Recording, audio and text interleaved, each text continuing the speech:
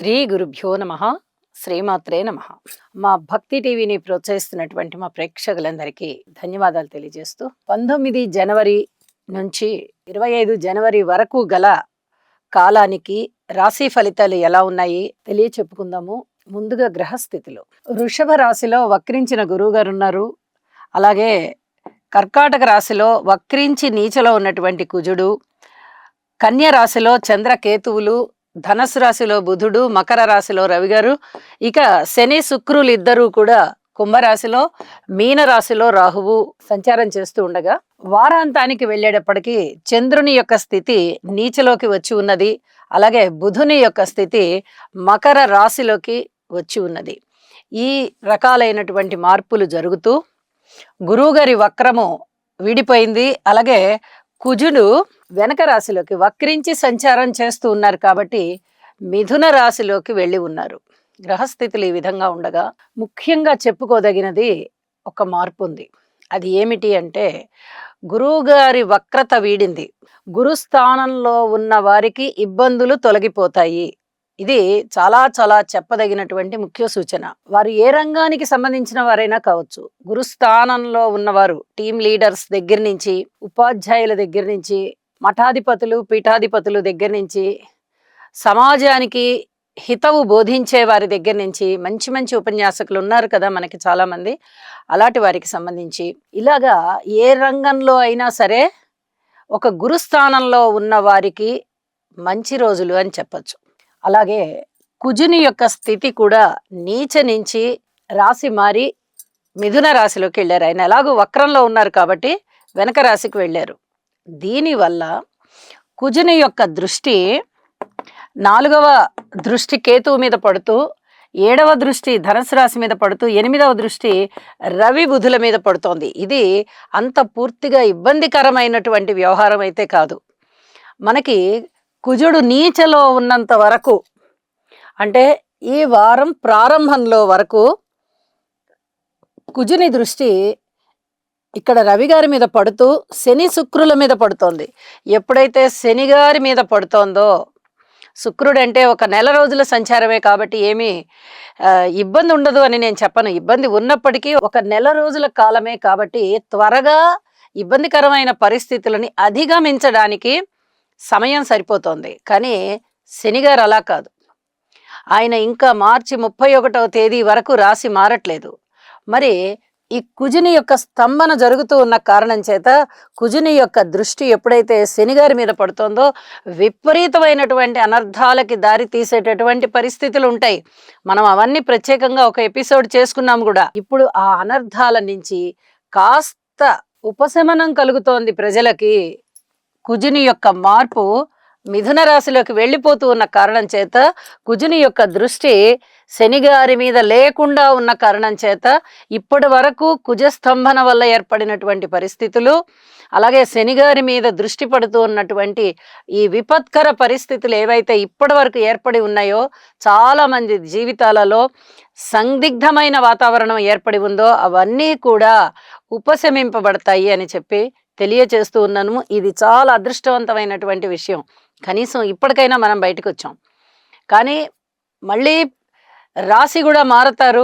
మారినప్పుడు మళ్ళీ అప్పుడు పరిస్థితులు అప్పుడు తెలియచెప్పుకుందామని చెప్పి తెలియజేస్తూ ఇక రాశుల్లోకి వెళ్దాము. మిథున రాశి. మిథున రాశి వారికి ఈ వారం రోజుల కాలాన్ని కూడా పరిశీలన చేస్తే గ్రహస్థితులు చాలా బాగున్నాయి అని చెప్పడానికి అయితే రావడం లేదు. మీరు స్వతహాగా ఇటు దైవాన్ని అంత పూర్తిగా నమ్మరు, ఇటు అలా అని పూర్తిగా నాస్తికత్వం ఉందా అంటే అది లేదు. మానవ కృషిని బాగా నమ్మేవాళ్ళు ఇప్పుడు కూడా అదే ఆలోచనతో ఉండండి. మీకు దైవభక్తి బాగా ఉంటుంది, దైవ కార్యాలు బాగా చేస్తారు, దైవం అనుకూలించిందా అన్నట్టుగానే ఉంటుంది. కానీ ఖర్చులు ఎక్కువగా ఉంటాయి. ప్రతి విషయంలోనూ జాగ్రత్త తీసుకోవాల్సినటువంటి పరిస్థితులు ఏర్పడుతూ ఉంటాయి. సంతాన రీత్యా జాగ్రత్తలు తీసుకోవాలి, అలాగే మాతృవర్గ రీత్యా జాగ్రత్తలు తీసుకోవాలి, కుటుంబం రీత్యా జాగ్రత్తలు తీసుకోవాలి, కుటుంబంలో ఐకమత్యం కొరకు చాలా పాటు పడవలసి ఉంటుంది. ఏదైనా లాభాల బాటలో ఉన్నామా మనం అంటే అన్ని లాభాలు అయితే ఉండబోవు, నష్టం అయితే ఉండదు, కానీ లాభం అయితే ఉండదు. అంటే నో పెయిన్ నో గెయిన్ అన్నట్టుగా ఉంటుంది. అలాంటి పరిస్థితి ఏర్పడుతోంది. ఉద్యోగ జీవితంలో కొంచెం మీకు రిలీఫ్ అనిపిస్తుంది, కానీ జాగ్రత్తగా ఉండాలి. ఇది చాలా చెప్పదగినటువంటి సూచనే. పితృవర్గ రీత్యా కొంచెం అనుకూలమైనటువంటి కాలం కనిపిస్తూ ఉన్నది. మీరు కాపాడుకోవాలి దీన్ని. ఇది చెప్పదగినటువంటి సూచన. అలాగే దూర ప్రాంత ప్రయాణాలు చేయవలసొస్తుంది. అవి అనుకూలమవుతాయి. ఇక భార్యాభర్తల మధ్య అన్యోన్యత విషయంలో కొంచెం అన్యోన్యత తగ్గే విధంగా కనిపిస్తోంది. ఈ విషయంలో జాగ్రత్తగా ఉండాలి. కావాలని ఎవరు విరోధాలు తెచ్చుకోరు. మనకు తెలియకుండా మనమే ఏదైనా పొరపాటు మాట్లాడడమో, లేకపోతే ఎప్పుడో ఏదో జరిగిపోయిందాన్ని మళ్ళీ ఇప్పుడు తవ్వడమో, తీసి మాట్లాడడమో, అప్పుడు ఒకలాగా ప్రవర్తించి ఇప్పుడు ఇంకొకలాగా మాట్లాడడమో, ఇలాంటివి ఏమన్నా చేస్తే కొంచెం గొడవలు ఎక్కువ అవడానికి అవకాశాలు ఉంటాయి. కాబట్టి ఇలాంటి విషయాల్లో జాగ్రత్త. పాత విషయాల గురించి ప్రస్తావన చెయ్యవద్దు. వ్యక్తిత్వం గురించి ప్రస్తావన చెయ్యవద్దు. అప్పుడు భార్యాభర్తల మధ్య ఒక విధమైనటువంటి కలహాలు లేకుండా ఉంటాయి. ఇది చెప్పదగినటువంటి సూచన. అలాగే రుణాల విషయంలో రుణాలు కొంచెం ఎక్కువయ్యే అవకాశం 1. 2 వాహనాల మీద మీరు సొంతంగా ప్రయాణం చేసేటప్పుడు, అంటే సొంత డ్రైవింగ్తో వెళ్ళేటప్పుడు అధిక జాగ్రత్తలు తీసుకోండి. వారాంతంలోకి వెళ్ళేటప్పటికి కుజుడు రాశిలోకి వచ్చున్నారు. వాహనాల విషయంలో అధిక జాగ్రత్తలు తీసుకోవాలి. ఏదైనా కోర్టు విషయాలు కానీ, పెద్ద మనుషుల పంచాయతీలు కానీ ఉన్నప్పుడు అది కూడా జాగ్రత్తలు తీసుకోండి. వార ప్రారంభంలో ఇంకా కుజుని దృష్టి శనిగారి మీద ఉన్నది కాబట్టి ఇది జాగ్రత్త తీసుకోవాల్సినటువంటి అంశంగా తెలియజెప్తూ ఉన్నాను. ఇక పేరు ప్రతిష్టలు కానీ, ఏదైనా కార్మికులు, కర్షకులు, నేత పనివారు, చేతి వృత్తుల వారు ఇత్యాది వారు చేసేటటువంటి కృషిలో కానీ మీకు ఏ విషయమైనా తీసుకోండి. అన్నదమ్ముల సహాయ సహకారాలు కావాలన్నా, ఏ దానికైనా మీకు ఓర్పు అవసరం. మీరు అనుకున్నట్టుగా ఇప్పుడైతే రాబోవడం లేదు. ఒకే ఒక గ్రహం అనుకూలంగా ఉన్న కారణం చేత మీరు ప్రతి విషయంలోనూ సంయమనం పాటించవలసిందే.